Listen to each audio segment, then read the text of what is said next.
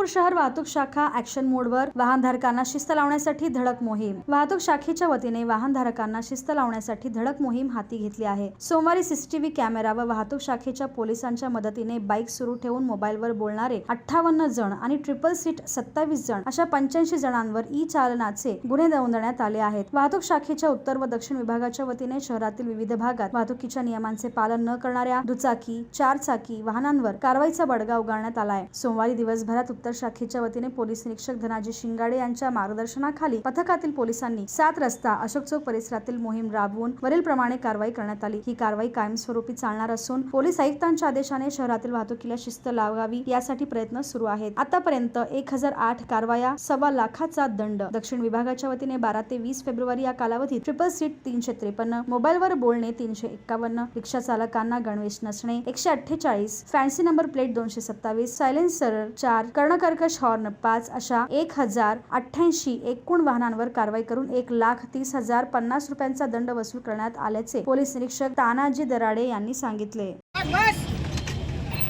आज आसरा चौकामध्ये पेट्रोलिंग करीत असताना काही बुलेट गाड्या जोरजोराने आवाज करीत जात असताना मिळून आल्या। शिवजयंती दिवशी पण खूप गाड्या अशा आवाज करीत होत्या आणि या गाड्यांच्या आवाजामुळे सोलापूरकर त्रस्त आहेत असं सोलापूरकरांचं म्हणणं होतं।